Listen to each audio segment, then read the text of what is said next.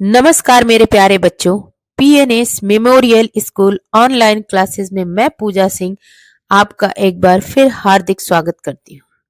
बच्चों, हम लोग माखनलाल चतुर्वेदी जी की जवानी शीर्षक से कविता देख रहे हैं, जिसमें आगे की पंक्तियां क्या कहती हैं, झकझोर देने वाली ये पंक्तियां हैं। बच्चों, एक बात आपको बताऊं कि कवि कर्म ही होता है, साहित्य का धर्म ही होता है कि जो युग की जरूरत है, प्रासंगिकता है, उसे पहचान कर लिखा जाए, रचा जाए। कवि की जो ये सर्जना है ना बच्चों, वो किसी भी युवक को आलस्य नहीं करने देगा। और कवि, ऐसे कवि जो भारतीय आत्मा कहे जाते हैं, माखनलाल चतुर्वेदी जी, जो एक एक नसों में, मतलब वो ये तक कह रहे हैं कि नसों में रक्त है, पूछ रहे हैं, या क्षुद्र पानी। तो ये भारतीय आत्मा माखनलाल चतुर्वेदी जी की लाइनें हम लोग पहले 2 बार आप लोग पढ़ो बच्चों, कि वो लाइनें पढ़ने से ही आपको भाव पता चल जाएंगे। तो चलिए पढ़ते हैं कि द्वार बलिका खोल, द्वार बलिका खोल चल भूडोल कर दे, एक हिमगिरी एक सिर का मोल कर दे, मसल कर अपने इरादों सी उठाकर, मसल कर अपने इरादों सी उठाकर, दो हथेली है कि पृथ्वी गोल कर दे। रक्त है, रक्त है, प्रश्नवाचक चिन्ह है, रक्त है या है नसों में क्षुद्र पानी, जांच कर तू शीस दे देकर जवानी। यहां चतुर्वेदी जी ना क्या कहना चाह रहे हैं कि मातृभूमि के लिए जो ये बलिदान देने की परंपरा है, उसका द्वार खोलो। मतलब होता है ना, किसी काम की शुरुआत कौन करेगा? मैं करूंगी, आप करेंगे, जो शुरुआत करेगा, तो वही बलिदान देने की परंपरा का द्वार खोल दो। द्वार बलिका, बलिदान देने का खोल कर भूडोल कर दो। मतलब भूडोल मतलब क्या? धरती को कंपायमान, होता है ना, भूकंप आ गया तो सब लोग कहते भूडोल आ गया, वही कंपायमान कर दो इस धरती। बलिदान इतना दो कि धरती ही हिलने लगे, कांपने लगे। तो क्या कह रहे हैं कि तुम अपनी मातृभूमि के लिए बलिदान देने की परंपरा का द्वार खोलकर इस धरती को कंपायमान कर दो। एक हिमगिरी एक सिर का मोल कर दे। क्या कर दे? एक हिमगिरी, यानी जो हिमालय का एक एक कण के लिए एक एक सिर तैयार हो जाए, ऐसा समर्पित कर दो। ठीक है। हे नौजवानों, मसल कर अपने इरादों से उठाकर, नौजवानों से क्या कर रहे हैं और आगे बढ़कर क्या करें कि तुम्हारे संकल्प बहुत ऊंचे हैं, जिन्हें तुम पूर्ण करने के लिए क्या कर दो? जो तुम्हारे पास दो हथेली है कि पृथ्वी, देखो बच्चों, इन्हीं दोनों हाथों से हम सब कुछ कर सकते हैं।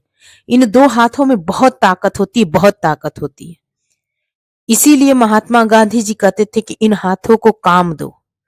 इन हाथों में बहुत ताकत है बच्चों, हम कुछ भी कर सकते हैं। तो माखनलाल चतुर्वेदी जी जगा रहे हैं नौजवानों को। क्या बोल रहे हैं? तुम्हारे पास दो हथेलियां हैं, अपनी उन हथेलियों से जैसे मसल कर अपने इरादों सी, मतलब अपने संकल्प को, ठीक इन दो हथेलियों से उसको पूरा करो। उन संकल्पों के समान उठाकर तुम पृथ्वी को ही गोल कर दो। गोल कर सकते हो, यानी बड़ी से बड़ी बाधा को हटा सकते हो, किसी चीज का आकार ही बदल सकते हो। फिर क्या? रक्त है या है नसों में क्षुद्र पानी? मतलब पूछ रहे हैं कि तुम्हारा रक्त है, तुम्हारे जो नसों में बह रहा है वो रक्त है, हा? वो रक्त है या क्षुद्र पानी? पानी नहीं, क्षुद्र पानी। पानी, जल तो जीवन है, जल क्या है? जीवन है। तो नहीं, क्षुद्र पानी जो खराब होता है ना, बेकार सा पानी, वो है। जांच कर तू दे, शीस दे दे कर जवानी। जो तुम्हारे धमनियों में शक्तिशाली रक्त दौड़ रहा है, उनमें शक्तिहीन पानी भरा हुआ है, इसकी जांच करके तुम, परीक्षण करके तुम बलिदानी तुम्हें ये ज्ञात हो जाएगा, जब तुम बलिदान दोगे तो पता चल जाएगा कि ये क्षुद्र पानी नहीं, क्या है, रक्त है, रक्त। ठीक है बच्चों, अभी आपको लाइनें समझ में आ गई होंगी। संदर्भ प्रसंग व्याख्या देख लेते हैं। तो संदर्भ क्या है कि प्रस्तुत पद्यांश हमारी पाठ्य पुस्तक हिंदी के काव्य खंड में संकलित और श्री माखनलाल चतुर्वेदी जी द्वारा रचित जवानी कविता से उद्धृत है। यह कविता श्री चतुर्वेदी जी के संग्रह हिम किरीटनी से ली गई है। प्रसंग क्या लिखेंगे आप लोग कि प्रस्तुत पंक्तियों के माध्यम से चतुर्वेदी जी देश के युवा वर्ग को उत्साहित कर रहे हैं कि वह देश की वर्तमान परिस्थिति को बदल दे। व्याख्या हेडिंग के अंतर्गत आप लोग लिख लीजिए कि चतुर्वेदी जी को युवकों का आह्वान करते, युवकों को यहाँ को कर लीजिएगा, आह्वान करते हुए कहते हैं कि हे युवकों, तुम अपनी मातृभूमि के लिए बलिदान देने की परंपरा का द्वार खोलकर इस धरती को कंपायमान कर दो और हिमालय के एक एक कण के लिए एक एक सिर समर्पित कर दो। हे नौजवानों, तुम्हारे संकल्प बहुत ऊंचे हैं, जिन्हें पूर्ण करने के लिए तुम्हारे पास 2 हथेलियां हैं। अपनी उन हथेलियों को अपने ऊंचे संकल्पों के समान उठाकर तुम पृथ्वी को गोल कर सकते हो, अर्थात बड़ी से बड़ी बाधा को हटा सकते हो। हे वीरों, तुम अपनी युवा अवस्था की परख अपने शीश देकर कर सकते हो। इस बलिदानी परीक्षण से तुम्हें यह भी ज्ञात हो जाएगा कि तुम्हारी धमनियों में शक्तिशाली रक्त दौड़ रहा है अथवा उनमें केवल शक्तिहीन पानी ही भरा हुआ है। तो अब काव्य सौंदर्य हेडिंग के अंतर्गत लिख लीजिए आप लोग कि भाषा विषय के अनुकूल शुद्ध परिमार्जित खड़ी बोली है। शैली उद्बोधन आपको जगाया जा रहा है और इस कविता को पढ़ने के बाद आप लोग को रस कौन सा प्राप्त होगा, वीर। और जब वीर रस रहेगा तो गुण ओज ही रहेगा। शब्द शक्ति व्यंजना है और उपमा, उपमा जानते हो के समान की बात हुई, किसी के समान, तो वहां पे उपमा अलंकार। और अनुप्रास क्या है, जहां व्यंजन वर्णों की आवृत्ति बार बार हो तो वहां अनुप्रास। छंद तुकांत मुक्त। अब हम लोग तीसरा देखते हैं। तीसरा जो है क्या है, हमारी पंक्तियां कि वह कली के गर्भ से फल रूप में अरमान आया, देखे तो मीठा इरादा किस तरह सिरतान आया। डालियों ने भूमि रुख लटका दिया, फल देख आली, मस्तकों को दे रही संकेत कैसे वृक्ष डाली। फल दिए प्रश्नवाचक वाक्य है, क्वेश्चन मार्क है, मतलब प्रश्नवाचक चिन्ह है। फल दिए या सिर दिए तरु की कहानी।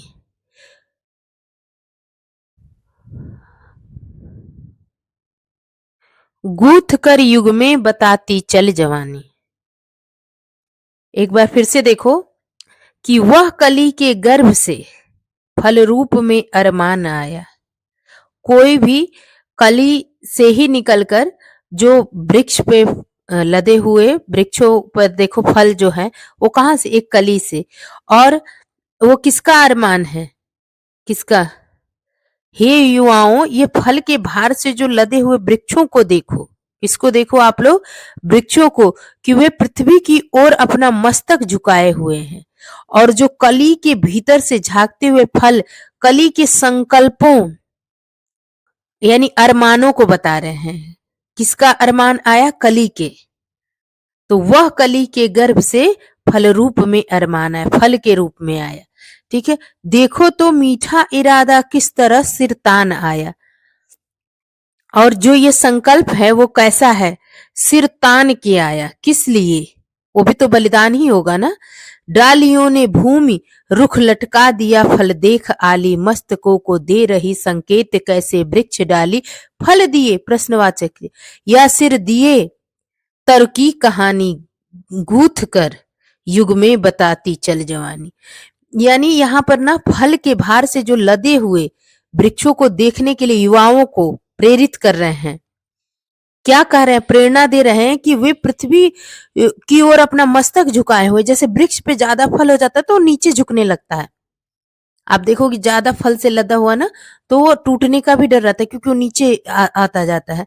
तो कली के भीतर से झांकते हुए फल जो है, कली के संकल्प, अरमान, अरमान आया है ना, अरमान को बता रहे हैं। और तुम्हारे हृदय से भी इसी प्रकार बलिदान हो जाने की संकल्प प्रकट होना चाहिए। हमारे आपके अंदर भी बलिदान बलिदान होने के लिए, इस मातृभूमि के लिए बलिदान होने का संकल्प हमारे अंदर भी प्रकट होना चाहिए, हमारे हृदय में भी। यह तो बहुत ही प्यारा संकल्प है। इसलिए पुष्प कली गर्व से सिर उठाए हुए हैं। जब फल पक गए तब डालियों ने पृथ्वी की ओर सिर झुका लिया। जितना ही देखोगे फल से लदा हुआ वृक्ष उतना ही झुका रहता है। फल पक जाते हैं तो वो पृथ्वी की ओर सिर झुका लेते हैं।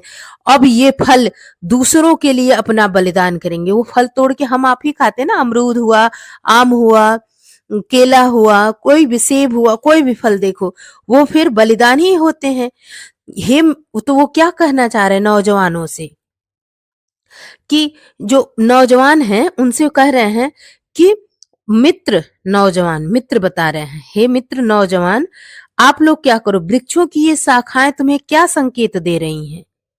वृक्षों की, तरु मतलब वृक्ष, तरु मतलब वृक्ष, तो ये शाखाएं क्या संकेत दे रही हैं कि औरों के लिए मर मिटने के लिए तैयार हो जाओ। सिर दिए तरु की कहानी, ठीक है, पेड़ की कहानी, जो वो अपने को मर मिटने के लिए तैयार है, वो फल बलिदान देने के लिए तैयार है। और उसको और वृक्षों ने जो फल के रूप में अपने सिर बलिदान हेतु दिए हैं, तुम भी अपना सिर देकर वृक्षों की तरह इस बलिदान परंपरा को अपने जीवन में उतारो, आचरण में ढालो। युग की आवश्यकता के अनुसार स्वयं को उस प्रगति रूपमाला में गूंथते हुए आगे बढ़ते रहो। गूंथ कर युग में बताती चल जवानी, यानी आवश्यकता अनुसार स्वयं को प्रगति रूपमाला में गूंथते हुए आगे बढ़ना है। गूंथ कर युग में बताती चल जवानी। चलिए अब संदर्भ प्रसंग व्याख्या कर लेते हैं।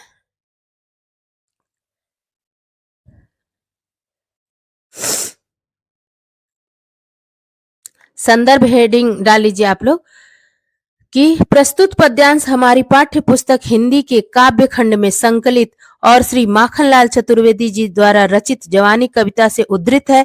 यह कविता चतुर्वेदी जी के संग्रह हिमकिरीटनी से ली गई है। प्रसंग हेडिंग के अंतर्गत लिखेंगे आप लोग, कवि ने अपने ओजस्वी वाणी में, किस वाणी में, ओजपूर्ण वाणी में वृक्ष और उसके फलों के माध्यम से युवकों में देश के लिए बलिदान होने की प्रेरणा प्रदान की है। व्याख्या हेडिंग के अंतर्गत आप लोग लिख लो कि हे युवाओं, फल के भार से लदे हुए वृक्षों की ओर देखो। आप युवाओं को आप लोग भी देखिए, आप लोग भी इस चीज को देखिएगा कि वे पृथ्वी की ओर अपना मस्तक, इसलिए जितना ज्ञान आप लोग को मिल रहा है ना, उसके बाद नम्र होना चाहिए, अपने स्वभाव में परिवर्तन लाना चाहिए। होता है ना, विद्या ददाति विनयम, उसी तरह आप लोग को भी, जैसे आजकल के जितने भी युवा हैं उनके अंदर यही चीज, जो कहा जाए शैतानियां तो रहती हैं बच्चों में, लेकिन कुछ जो घमंड टाइप का चीज होता है ना, वो सब आता जा रहा है। उनका ईगो, मतलब उनके लिए सरकारी चीजें हुई, चाहे देश के लिए हुआ, या फिर इस सब में जोश, वो जोश नहीं रह गया है। ठीक, आप अपने को बनाने के लिए जोश, अब ये एग्जाम आप जो दोगे, इसके लिए आप लोग को खूब जम के पढ़ना चाहिए, खूब जम के पढ़ना चाहिए। आपके लिए यही जोश अपने अंदर, यही जोश भरना चाहिए। माखनलाल चतुर्वेदी जी की ये कविता पढ़ के आप लोग के काम आएगी ये कविता, अगर अपने अंदर भर लिए इस जोश को। तो लिख लो, हे युवाओं, फल के भार से लदे हुए वृक्षों की ओर देखो, वे पृथ्वी की ओर अपना मस्तक झुकाए हुए हैं। कली के भीतर से झांकते हुए फल कली के संकल्पों, अरमानों को बता रहे हैं। तुम्हारे हृदय से भी इसी प्रकार बलिदान हो जाने का संकल्प प्रकट होना चाहिए। यह तो बहुत ही प्यारा संकल्प है। इसलिए पुष्प कली गर्व से सिर उठाए हुए हैं। जब फल पक गए तब डालियों ने पृथ्वी की ओर सिर झुका दिया।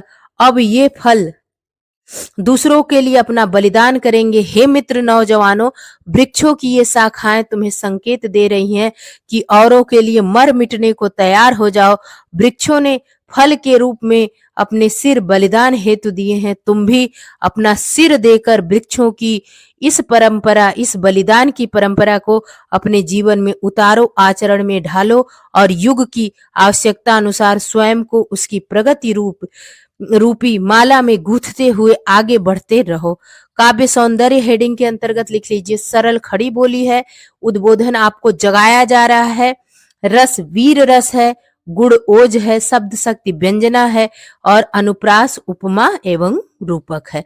जब रूपी आए तो ये रूपक अलंकार है आपका, उपमा के समान। अब यहाँ वृक्ष फल के समान की बात यहाँ पर आई है और हमारी इच्छा से हमारे बलिदान देने की बात, और पेड़ों के वृक्ष के जो फल हैं वो बलिदान, तो इसलिए उपमा है, छंद मुक्त तुकांत है। अब हम लोग नेक्स्ट देख लेते हैं। स्वान के सिर हो चरण तो चाटता है, स्वान के सिर हो चरण तो चाटता है, भौंक ले क्या सिंह वह, भौंक ले क्या सिंह को वह डांटता है। प्रश्नवाचक। रोटियां खाई की साहस खो चुका है, प्राणी हो पर प्राण से वह जा चुका है।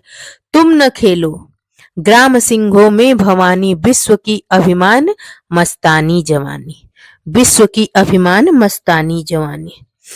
मतलब यहाँ पर क्या कहना चाह रहे हैं, कवि कहना चाह रहे हैं कि जो सिर तो कुत्तों का भी होता है, सिर तो कुत्तों का भी होता है, पर उसमें स्वाभिमान तो नहीं होता। वह तो अपनी क्षुधा पूर्ति के लिए दूसरों की चाटुकारी करता है। वो अपने पेट भरने के लिए क्या करता रहता है, वो दूसरे के यहाँ जाके रोटी कोई डाल दिया, कुछ भी डाल दिया, वो खा लेगा, उनके पैरों को चाट लेगा। इसलिए स्वाभिमान के अभाव में उसकी वाणी में कोई शक्ति नहीं रह जाती। सब लोग कहते हैं ना कि हाथी चलता रहता है, कुत्ता भौंकता रहता है। तो हाथी अपनी मस्त चाल में चलता है कि कुत्ता कितना भी भौंकता रहे, तो कुत्ता चाहे कितना ही जोर से भौंक ले, किंतु उसमें इतना साहस नहीं होता कि उसके भौंकने से सिंह डर जाए। भौंक ले क्या सिंह को वह डांटता है ना, भौंक ले क्या सिंह को वह डांटता है। और क्योंकि दूसरे की रोटियां खाते ही उसका स्वाभिमान नष्ट हो जाता है। यहाँ पर अंग्रेज और भारतीयों की बात चल रही है बच्चों, ठीक ना। यहाँ पर किसकी बात चल रही है, अंग्रेज और भारतीयों को, भारतीय नौजवानों के स्वाभिमान को जगाने की बात हो रही है, ठीक ना। भारतीय क्या है, सिंह है, और जो कुत्ते हैं वो क्या है, अंग्रेज को कहा जा रहा है, ठीक ना। तो स्वाभिमान नष्ट हो जाए मतलब दूसरे की रोटियां खाते ही उसका स्वाभिमान नष्ट हो जाता है, किसका, कुत्ते का, उसमें साहस नहीं रह जाता। इस प्रकार जीवित होने पर भी वह मरे हुए के समान होता है। कौन, कुत्ते। अतः हे देश के शक्ति स्वरूप नवयुवकों, तुम्हें क्या करना है, प्राणी हो पर प्राण से वह जा चुका है। तुम प्राणी हो, जब वो दूसरों की रोटियां खाता है तो फिर क्या होता है, उसका स्वाभिमान नष्ट हो जाता है, मतलब फिर वो नहीं कुछ बोलता, भाव नहीं करता, कुछ नहीं करता। तो क्या कर रहे हैं कि उसमें साहस नहीं रह जाता, और इस प्रकार वह जीवित होने पर भी मरे हुए के समय, और अपने देश के नवयुवकों को क्या कर रहे हैं कि तुम्हें अपने स्वाभिमान की रक्षा करनी है और पराधीन नहीं रहना है, तुमको अंग्रेजों के अधीन नहीं रहना है, अंग्रेजों की गुलामी नहीं सहनी है। तो कुत्तों की भांति रोटी के टुकड़ों के लिए अपने स्वाभिमान को नहीं खोना है। तुम्हें अपनी क्या करना है कि तुम न खेलो ग्राम सिंहों में। ग्राम सिंह किसको कहते हैं, है? ग्राम सिंह कुत्तों को कहा जाता है, ठीक। तो कुत्तों की भांति रोटी के टुकड़ों के लिए अपना स्वाभिमान नहीं खोना है। तुम्हें अपनी प्रचंड दुर्गा जैसी असीम शक्ति को आपसी झगड़ों में नष्ट नहीं करना है। मतलब भारतीय आपस में मत झगड़ो आप, ठीक है। तुमको क्या करना है, अपने दुश्मनों का संहार करना है। विश्व की अभिमान मस्तानी जवानी, तुम न खेलो ग्राम सिंहों में भवानी। भवानी यानी प्रचंड दुर्गा, तुम्हारे अंदर असीम शक्ति है, तुम आपसी झगड़ों में उसको नष्ट नहीं करना है, तुमको अपने दुश्मनों का संहार करना है। और तुम्हारी ऐसी ही मस्तानी जवानी का दुनिया, विश्व यानी दुनिया लोहा मानती है। क्या मानती है? लोहा। भारतीयों का लोहा मानती है ना दुनिया, तो वही है, तुम्हारी ऐसी मस्तानी जवानी का सारी दुनिया क्या करती है? लोहा मानती है। चलो अब संदर्भ प्रसंग व्याख्या देख लेते हैं। प्रस्तुत पद्यांश हमारी पाठ्य पुस्तक हिंदी के काव्य खंड में संकलित और श्री माखनलाल चतुर्वेदी जी द्वारा रचित जवानी कविता से उद्धृत है। यह कविता श्री चतुर्वेदी जी के संग्रह हिम किरीटनी से ली गई है। और प्रसंग आप लोग लिख लो कि इन पंक्तियों में कवि ने स्वाभिमान के महत्व पर प्रकाश डालते हुए युवकों से उसे किसी भी कीमत पर न खोने का आह्वान किया है। और व्याख्या क्या है कि कवि कहते हैं कि कहने को सिर तो कुत्तों के पास भी होता है, पर उसमें स्वाभिमान तो नहीं होता। वह तो अपनी क्षुधा पूर्ति यानी अपनी भूख के लिए दूसरों की चाटुकारी करता फिरता है और उनके पैरों को चाटता रहता है। इसलिए स्वाभिमान के अभाव में उसकी वाणी में कोई शक्ति नहीं रह जाती। कुत्ता चाहे कितना ही जोर से भौंक ले, किंतु उसमें इतना साहस ही नहीं होता कि उसके भौंकने से सिंह यानी शेर डर जाए, क्योंकि दूसरे की रोटियां खाते ही देखो सिंह अपना छीन के खाता है, कहते हैं ना, मांस या कुछ भी छीन के खाता है, तो सिंह डर जाए, क्योंकि दूसरों की रोटियां खाते ही उसका स्वाभिमान नष्ट हो जाता है, उसमें साहस नहीं रह जाता। इस प्रकार जीवित होने पर भी वह मरे हुए के समान हो जाता है। अतः हे देश के शक्ति स्वरूप नवयुवकों, तुम्हें अपने स्वाभिमान की रक्षा करनी है और पराधीन नहीं रहना है। कुत्तों की भांति रोटी के टुकड़ों के लिए, ग्राम सिंह किसे कहते हैं सब लोग कमेंट में जरूर बताना, कि टुकड़ों के लिए अपने स्वाभिमान को नहीं खोना है।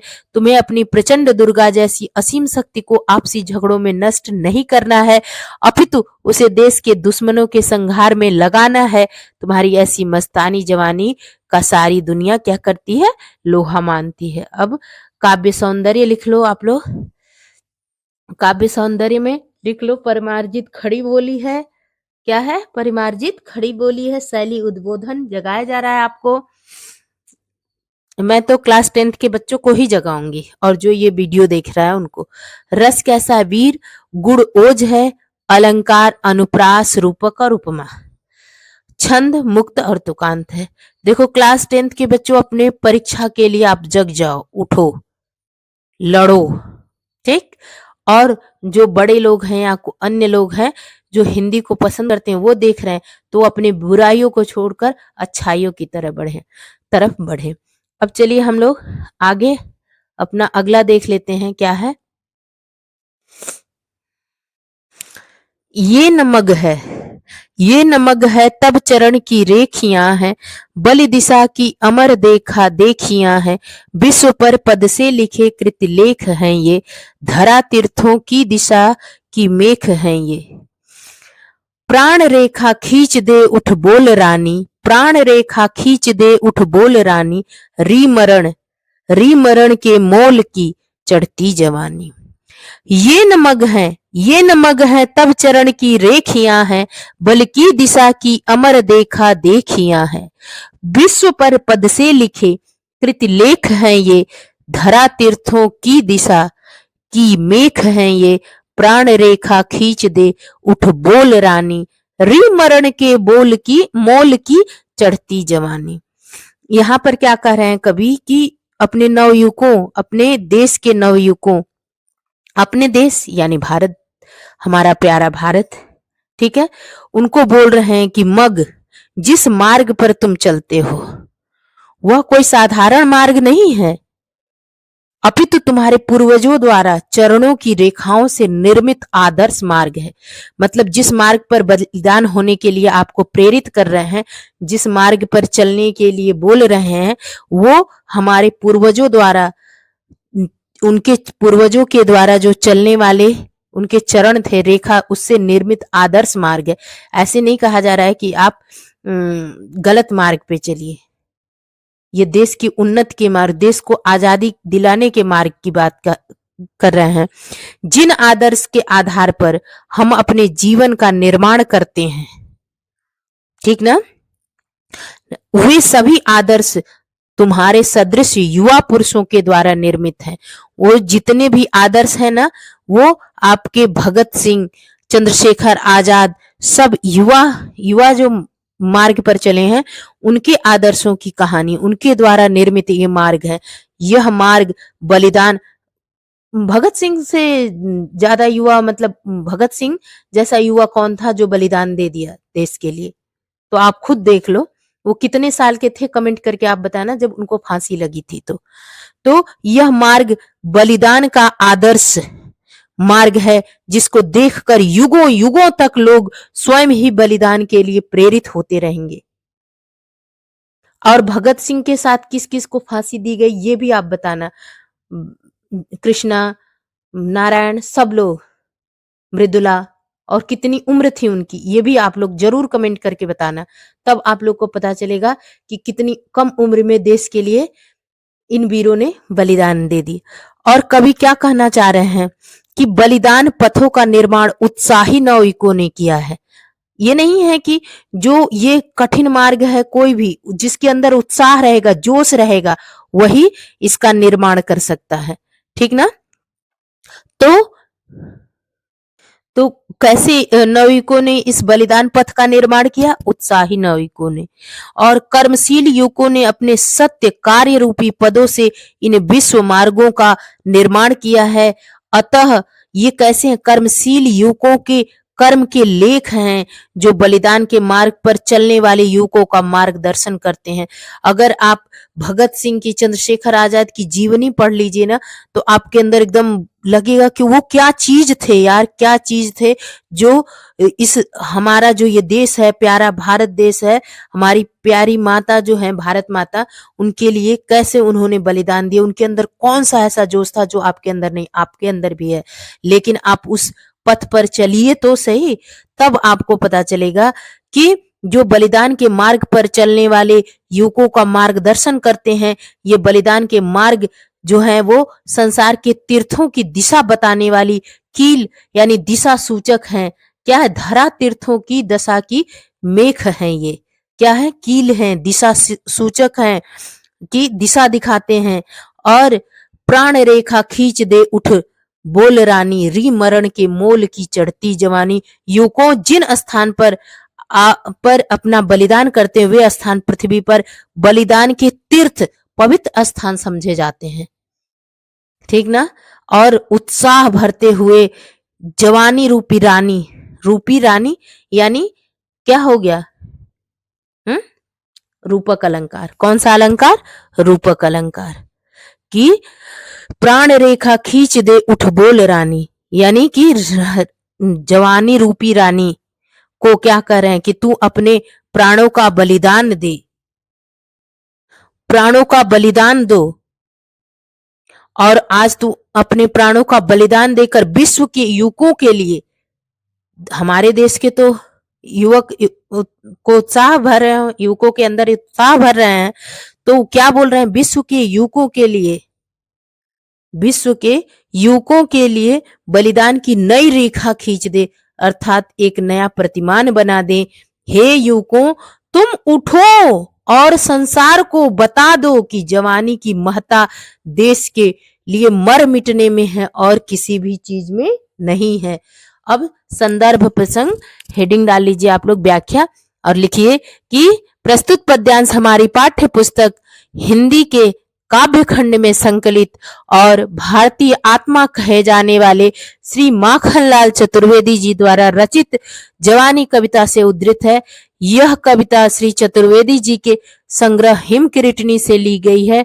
और प्रसंग क्या है कि इन पंक्तियों में कवि नवयुवकों को अपने महान और बलिदानी पूर्वजों के बनाए और दिखाए गए मार्ग पर चलने की प्रेरणा प्रदान करता है।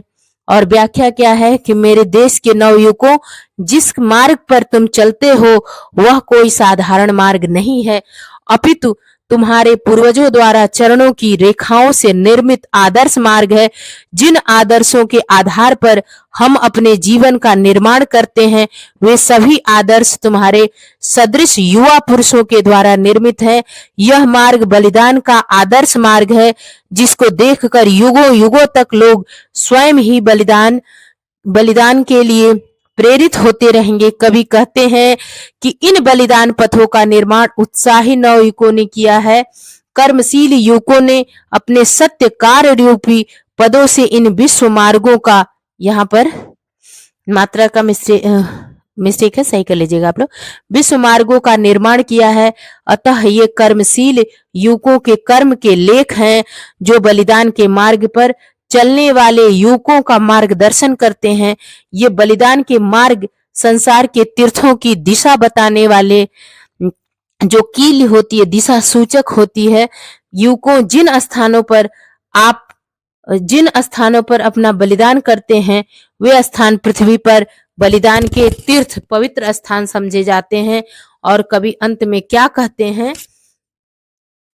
कवि कहते हैं कि उत्साहपूर्ण जवानी रूपी रानी, आज तू अपने प्राणों का बलिदान देकर विश्व के युवकों के लिए बलिदान की नई रेखा खींच दे, अर्थात एक नया प्रतिमान बना दे। हे युवकों, तुम उठो और संसार को बता दो कि जवानी की महत्ता देश के लिए मर मिटने में ही है। और क्लास 10th के बच्चों, आप युवकों का क्या है कि आप एक एक नंबर के लिए पढ़िए, एक एक नंबर के लिए। अब काव्य सौंदर्य, सरल खड़ी बोली है, प्रतीकात्मक शैली कौन सी है? प्रतीकात्मक। और उद्बोधनात्मक, मतलब आपको जगाया जा रहा है। रसवीर है, गुण ओज है, अलंकार पद्य में सर्वत्र रूपक और अनुप्रास ही है, आपको मिलेगा ज्यादा, और उपमा भी मिलेगा।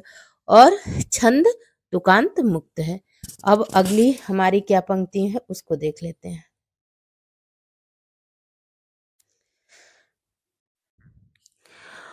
टूटता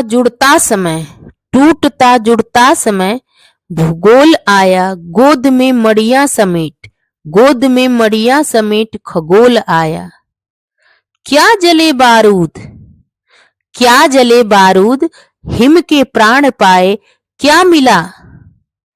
क्या मिला जो प्रलय के सपने न आए। धरा, प्रश्नवाचक चिन्ह है, धरा यह तरबूज है, दो फांक कर दे, चढ़ा दे स्वातंत्र प्रभु पर। अमर पानी विश्व माने, तू जवानी है जवानी। यहाँ पर जो युवकों को क्या संदेश दे रहे हैं कवि, कि अपनी गौरव की रक्षा करने के लिए, देश में क्रांतिकारी परिवर्तन लाने के लिए प्रोत्साहित कर रहे हैं नवयुवकों को कि देश में परिवर्तन लाओ, ठीक है। और क्या करो, और अपने देश के गौरव की रक्षा के लिए, अपने देश के गौरव की रक्षा करना है। तो इस पे कह रहे, हे युवकों, समय का भूगोल हमेशा एक जैसा नहीं रहा है। टूटता जुड़ता समय भूगोल आया, मतलब समय का भूगोल जो है वो हमेशा एक जैसा नहीं रहा। तुमने जब जब क्रांति की है तब तब यह टूटा है। मतलब गोद में मड़िया समेट खगोल आया, अर्थात नए नए राष्ट्र बने, ठीक है, अर्थात नए नए राष्ट्र बने हैं। तुम्हारी क्रांति का सत्कार करने के लिए ही यह ब्रह्मांड अनेक रंग बिरंगे तारा रूपी मड़ियों को अपनी गोद में लेकर प्रकट हुआ है। तुम्हारी क्रांति का, जो तुम क्रांति का बिगुल बजाए हुए हो आजादी के लिए, उसका सत्कार करने के लिए यह जो ब्रह्मांड है, ये अनेक रंग बिरंगे, यानी गोद में मड़िया समेटे, मड़िया अनेक रंग बिरंगी होती है ना, तो तारा रूपी मड़ियों को अपनी गोद में लेकर आया है। और क्या जले बारूद, हिम के प्राण पाए, क्या मिला जो प्रलय के सपने न आए। धरा, प्रश्नवाचक, यह तरबूज है, दो फांक कर दो। मतलब क्या कह रहे हैं कि अतः तुम्हारा स्वभाव इतना ओजस्वी होना चाहिए जिससे कि विश्व का मानचित्र और इतिहास बदला जा सके। हे युवकों, तुम्हें चाहिए, क्या चाहिए तुम्हें, कि तुम अपने जीवन की जगमगाहट से जीवन की जगमगाहट से क्या कर दो, देश के गौरव को प्रकाशित कर दो। क्या जले बारूद हिम के प्राण पाए, क्या मिला जो प्रलय के सपने न आए। किंतु वो जिनके हृदय बर्फ की तरह ठंडे पड़ गए हैं उनको जगा रहे हैं, उन नवयुवकों को जगा रहे हैं कि जिनके हृदय बर्फ की तरह ठंडे पड़ गए हैं, वे उसी प्रकार क्रांति नहीं कर सकते जिस प्रकार ठंडा बारूद नहीं जल सकता। क्या जले बारूद हिम के प्राण पाए, मतलब वो बारूद नहीं जल सकता जो बर्फ की तरह ठंडा पड़ गया है, ठीक ना। ठंडा बारूद कभी नहीं जल सकता। तो क्या कर रहे हैं कि हे युवकों, तुम यदि प्रलय की भांति पराधीनता, ये जो अंग्रेजों की गुलामी है और उनके अन्याय के प्रति क्रांति नहीं कर सकते, तो तुम्हारी क्या है, जवानी व्यर्थ है। क्या है, तुम्हारी जवानी व्यर्थ है। तुम चाहो तो पृथ्वी को भी तरबूज की तरह चीर सकते हो। यह तरबूज है, दो फांक कर दो। क्या तुम चाहो तो पृथ्वी को भी तरबूज की तरह चीर सकते हो। और क्या करें, हे देश के युवकों की जवानी मतलब चढ़ा दे कहां पे, विश्व माने तू जवानी है जवानी। विश्व तभी मानेगा कि तू क्या कर दो, यदि देश की आजादी के लिए अपना रक्त रूपी अमर पानी दे तू अमर हो जाएगी और संसार में तेरा उदाहरण तुझे सराहा जाएगा। चढ़ा दे स्वातंत्र प्रभु पर अमर पानी।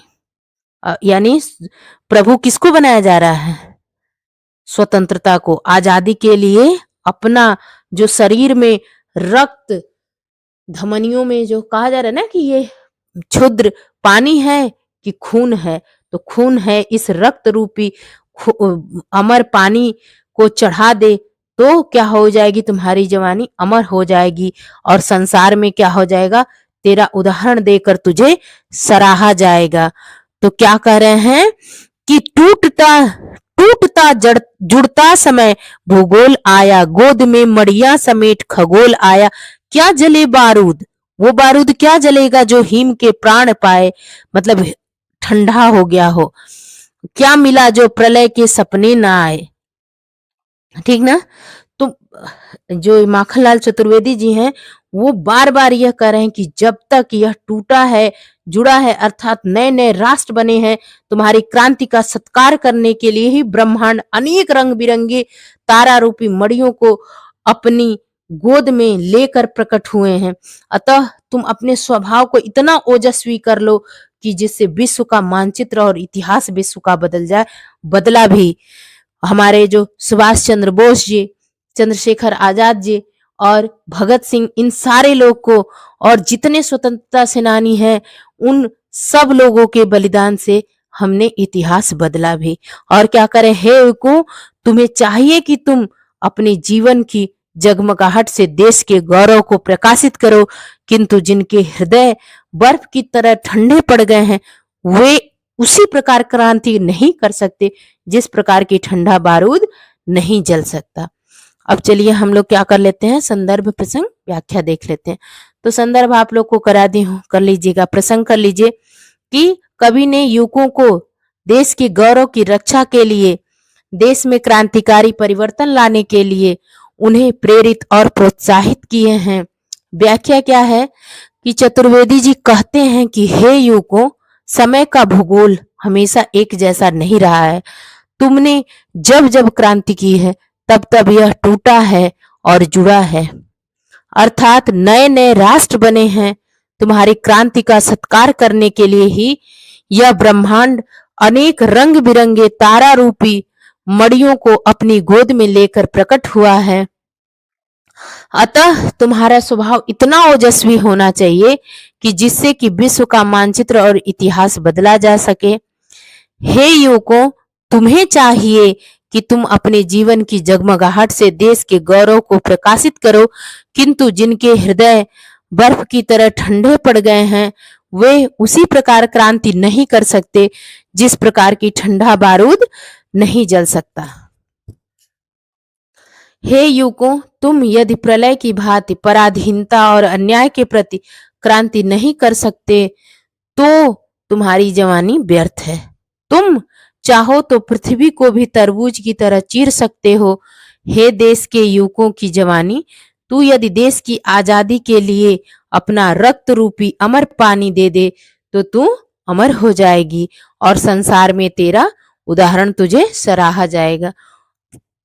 काव्य सौंदर्य हेडिंग के अंतर्गत लिख लीजिए आप लोग कि प्रवाह पूर्ण, सरल खड़ी बोली, शैली प्रतीकात्मक और उद्बोध धनात्मक और रस वीर है, छंद मुक्त तुकांत, गुण ओज है, शब्द शक्ति लक्षणा एवं व्यंजना, अलंकार आपका अनुप्रास, उपमा और रूपक। और सातवां क्या है, चलिए देख लेते हैं।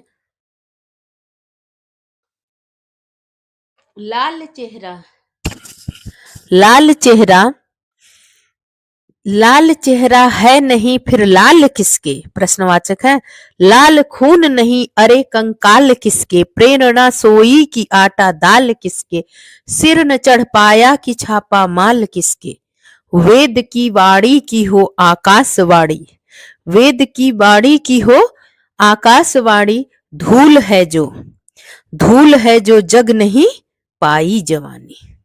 धूल है, अगर जवानी जग नहीं पाए तो क्या है, धूल है। यहाँ पर क्या कहना चाह रहे हैं कि यदि तुम्हारे खून में लाली नहीं है अथवा तुम्हारा चेहरा ओज गुड़ से लाल नहीं है, अर्थात देश की गौरव की रक्षा करने के लिए यदि तुम्हारे अंदर बलिदान होने के उत्साह नहीं है तो क्या है, तुम्हें भारत माता का लाल नहीं कहा जा सकता।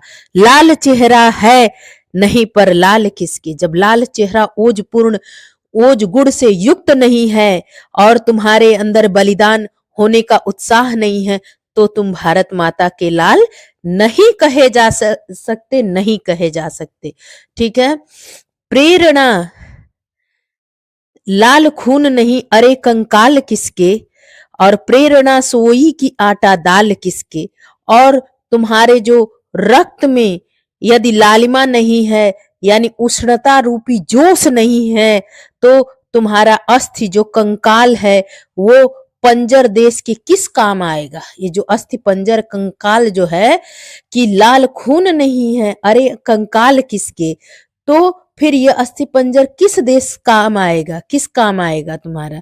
यदि देश पर बलिदान होने के लिए प्रेरणा सोई है कि आटा दाल किसके, अगर तुम्हारी जो प्रेरणा है सो गई है, तुम्हारे ये जो शरीर है शत्रु के लिए आटा दाल के रूप में भोज्य पदार्थ मात्र रह जाएंगे। क्या रह जाएंगे, केवल आटा दाल खाते हैं ना वही रह जाएंगे। और सिर न चढ़ पाया कि छापा माल किसके, और तुम्हारे सिर की शोभा तभी होगी जब धार्मिक क्रियाकांडों के छापा तिलक लगाने से या माला धारण करने से नहीं बढ़ेगी। किससे बढ़ेगी, ये सिर जब तुम्हारा बलिदान होने के लिए कटेगा तब तुम्हारा क्या होगा, तुम्हारी शोभा बढ़ेगी। वरन देश पर जब बलिदान होने से बढ़ेगी। ठीक है, कैसे बढ़ेगी कि प्रेरणा सोई नहीं, सिर न चढ़ पाया कि छापा माल, जब ये सिर तुम्हारा बलिदान होने के लिए देश पे नहीं चढ़ेगा तो इसकी शोभा किस काम की। छापा तिलक लगाने से, माला धारण करने से नहीं बढ़ेगी। किससे बढ़ेगी, देश के लिए अपना सिर बलिदान कर दोगे तो तुम्हारी शोभा बढ़ेगी। ठीक ना। इन धार्मिक प्रतीकों का तब कोई मूल्य नहीं रह जाएगा जब तक तुम अपनी मातृभूमि के लिए अपना शीश चढ़ाने का भाव अपने हृदय में, तुम्हारे हृदय में, हमारे हृदय में नहीं पैदा होगा तो ये छापा माल की माला और छापा तिलक, छाप तिलक जो होता है ये सब किसी काम के नहीं। और कभी क्या कह रहे हैं उत्साह भरते हुए युवकों में कि वेद की वाणी की हो आकाशवाणी, धूल है जो जम नहीं पाई जवानी। मतलब क्या है कि जब तक मातृभूमि पर कह रहे हैं कि शीश चढ़ाने के लिए आपके हृदय में भाव नहीं होगा तो उत्साह, मतलब क्या है, कभी इस कविता में ना युवकों में उत्साह न जगाया जा सके वह कविता भी निरर्थक है। जो ये कविता जवानी लिखे हैं ये कह रहे हैं कि अगर मैं यानी कभी इससे उत्साह न जगा पाए युवकों में तो यह कविता निरर्थक है। भले ही वह पवित्र वेदों से उद्धृत हो, भले ही कोई कविता वेद की वाणी हो, लेकिन जब तक युवकों को नहीं जगा पाई तो वो क्या है, बेकार है। अगर वो स्वयं देवताओं के भी मुख से निकली हो यानी आकाशवाणी हो तो भी वो क्या है, बेकार है, धूल है, जो जम नहीं पाए, मतलब जगा नहीं पाई, जग है जम नहीं है, जग जगा नहीं पाई अगर जवानी को तो वो बेकार है, धूल है। ठीक ना? कौन सी वो कविता, अगर वो देववाणी भी है, अगर युवाओं को जगा नहीं पाए तो क्या है, बेकार है। फिर चलिए काव्य सौंदर्य के वो ये कर लेते हैं हम लोग, संदर्भ प्रसंग व्याख्या।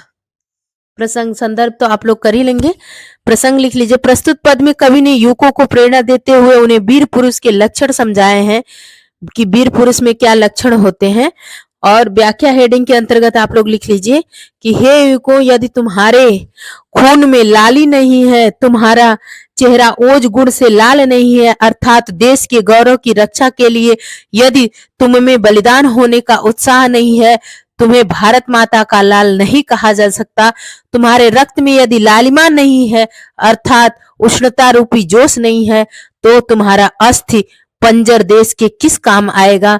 यदि देश पर बलिदान होने की तुम्हारी प्रेरणा सो गई है, तो तुम्हारे ये शरीर शत्रु के लिए आटा दाल के रूप में भोज्य पदार्थ मात्र बनकर रह जाएंगे। तुम्हारे सिर की शोभा धार्मिक क्रिया कांडों के छापा तिलक लगाने से या माला धारण करने से नहीं बढ़ेगी, वरन देश पर बलिदान होने से बढ़ेगी।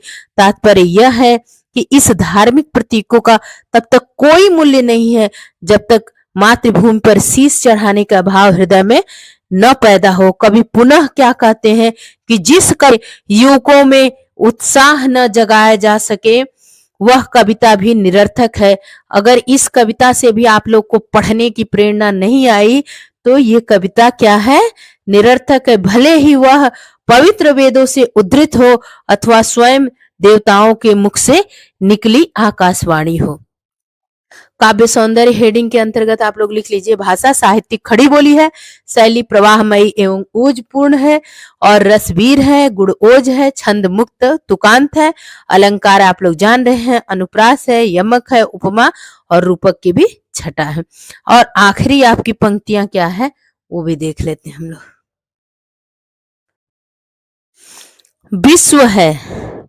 विश्व है असिका नहीं संकल्प का है। विश्व है असिका नहीं संकल्प का है, हर प्रलय का कोण काया कल्प का है। फूल गिरते शूल सिर ऊंचा लिए हैं, रसों के अभिमान को नीरस किए हैं। खून हो जाए न तेरा देख पानी, खून हो जाए न तेरा देख पानी, मरण का त्योहार जीवन की जवानी। ये आप लोग की आखिरी पंक्तियां हैं और ये कई साल आई भी हुई हैं। तो इन पंक्तियों को देख लेते हैं। इसमें क्या कह रहे हैं कवि कि क्रांति के लिए उत्तेजित कर रहे हैं और कह रहे हैं कि असी मतलब तलवार होता है। असी मतलब क्या होता है, तलवार। तो कह रहे हैं कि यह संसार तलवार का है। क्या यह संसार तलवार का है? क्या संसार को तलवार की धार पर शस्त्र बल से जीता जा सकता है? नहीं नहीं नहीं, यह बात नहीं है। क्या विश्व है असिका नहीं संकल्प का है, संकल्प का है। यह संसार दृढ़ निश्चय वाले व्यक्तियों का है। विश्व है असिका नहीं संकल्प का है। विश्व किसका है? असी तलवार का है, यानी तलवार शस्त्र बल पर नहीं जीता जा सकता, संकल्प बल पर जीता जा सकता है। किस बल पर? संकल्प बल पर जीता जा सकता है। और उसे उन्हीं के द्वारा, संकल्प के द्वारा ही जीता जा सकता है। और प्रत्येक प्रलय, हर प्रलय का कोण काया कल्प का है, यानी प्रत्येक प्रलय का उद्देश्य, प्रत्येक प्रलय का उद्देश्य संसार के अंदर पूर्ण परिवर्तन, क्रांति ला देना होता है, यानी हृदय परिवर्तन कर देना होता है। ये संकल्प शक्ति से ही होगा बच्चों, संकल्प शक्ति से ही होगा। अगर आप लोग संकल्प करोगे कि हाँ हम 97% लाएंगे तो उस संकल्प से होगा। और आप लोग के अस्त्र शस्त्र क्या है? पेन और पुस्तक। ठीक, कलम और पुस्तक। तो वो युवाओं को क्या कर रहे हैं, यदि तुम निश्चय करके नव निर्माण के लिए अग्रसर हो जाओ, नव निर्माण के लिए, नए निर्माण के लिए अग्रसर हो जाओ, तो तुम समाज व व्यवस्था में प्रलय की तरह पूर्ण परिवर्तन कर सकते हो। अतः तुम्हें दृढ़ संकल्प के द्वारा नई क्रांति के लिए अग्रसर होना चाहिए। ठीक है। और क्या कर रहे हैं कि जब व्यक्ति के अंदर दृढ़ संकल्पों की कमी होती है ना, तो उसका पतन हो जाता है। जैसे आप लोग ही अगर दृढ़ संकल्प नहीं है कि 4 से 7 हमको पढ़ना है तो पढ़ना है, 4 से 6 पढ़ना है, तो दृढ़ संकल्पित नहीं रहोगे, 4 से 6 सो गए, गया समय, पतन होगा ही, नंबर नहीं आएगा। अगर दृढ़ संकल्पित होकर पढ़ोगे तो फिर देखना क्या कमाल कर दोगे तुम लोग, अभी से भी कमाल कर दोगे तुम लोग।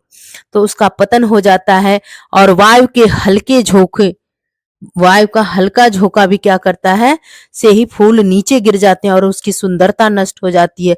लेकिन जो कांटे होते हैं ना, वो आधी तूफान में भी, यानी दृढ़ संकल्प तुम्हारा, तुमको कितनी भी ठंडी पड़े, कितना भी कुछ, तुम पढ़ोगे तो पढ़ोगे। ठीक है। तो जो कांटे होते हैं वो आधी तूफान में भी गर्व से अपना सिर ऊंचा रख खड़े किए रहते हैं। वैसे ही आप लोग भी हर मौसम में, हर समय एकदम दृढ़ संकल्पित होकर पढ़ो। तुमको 4 बजे उठ के 6 बजे तक, 7 बजे तक पढ़ना है, रात में जग कर पढ़ना है, नंबर लाना है तो लाना है। तो क्या कर रहे हैं, दृढ़ संकल्प से मर मिटने की भावना उत्पन्न होती है और ऐसे व्यक्ति कभी अपने इरादे से विचलित नहीं होते। जैसे कांटों की फूल की कोमलता और सरसता के अभिमान को दृढ़ संकल्प शक्ति से क्या कर सकते हैं, हम चकनाचूर कर सकते हैं। ठीक ना। तो कभी क्या कह रहे हैं कि हे जवानी, खून हो जाए न तेरा देख पानी, मरण का त्योहार जीवन की जवानी। मतलब तुम्हारी नसों में जो, तुम्हारी नसों में क्या है, जो रक्त है वो उत्साह रूपी उष्णता से नष्ट न हो जा, उत्साह के नष्ट हो जाने से तुम्हारा रक्त शीतल होकर कहीं पानी के रूप में परिवर्तित न हो जाए, अर्थात तुम्हारा जोश ठंडा न पड़ जाए। तो जीवन में जवानी उसी का नाम है जो मृत्यु को उत्सव और उल्लासपूर्ण पूर्ण क्षण समझे। जीवन में बलिदान का ही दिन जवानी के सबसे आनंद का, मरण का त्योहार मतलब सबसे, जिस दिन क्या करोगे तुम, बलिदान होगे, उस दिन मरण का त्योहार, वही जीवन की त्योहार है, आनंद का समय है। त्योहार आनंद का, आनंदमय ही होता है ना। तो जवानी का सबसे आनंदमय दिन कौन सा होगा, जिस दिन बलिदान, देश के लिए बलिदान दोगे। चलो अब संदर्भ प्रसंग व्याख्या देख लेते हैं। संदर्भ तो आप लोग कर लोगे।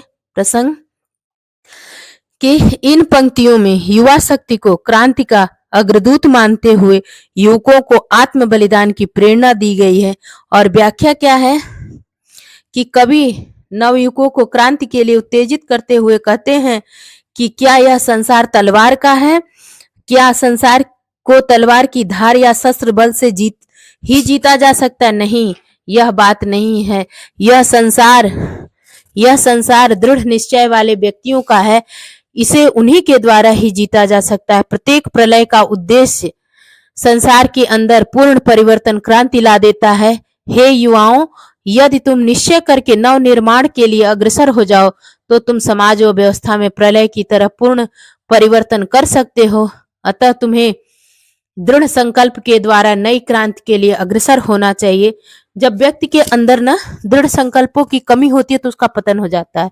वायु के हल्के झोंके से ही फूल नीचे गिर जाते हैं और उनकी सुंदरता नष्ट हो जाती है। लेकिन कांटे आंधी और तूफान में भी गर्व से अपना सिर उठाए खड़े रहते हैं। हे युवकों, दृढ़ संकल्प से मर मिटने की भावना उत्पन्न होती है और ऐसे व्यक्ति कभी अपने इरादे से विचलित नहीं होते। कांटे फूलों की कोमलता और सरसता के अभिमान को अपनी दृढ़ संकल्प शक्ति से चकनाचूर कर देते हैं। इसीलिए इनको भारतीय आत्मा भी कहा जाता है। सच में इस कविता को पढ़ने के बाद बहुत ही अच्छा लगा। कवि जवानी को संबोधित करते हुए कहते हैं कि हे जवानी, देख तेरी नसों के रक्त में जो उत्साह रूपी उष्णता है, उस उत्साह के नष्ट हो जाने से तेरा रक्त शीतल होकर कहीं पानी के रूप में परिवर्तित न हो जाए, अर्थात तेरा जोश ठंडा न पड़ जाए। जीवन में जवानी उसी का नाम है जो मृत्यु को उत्सव और उल्लासपूर्ण क्षण समझे।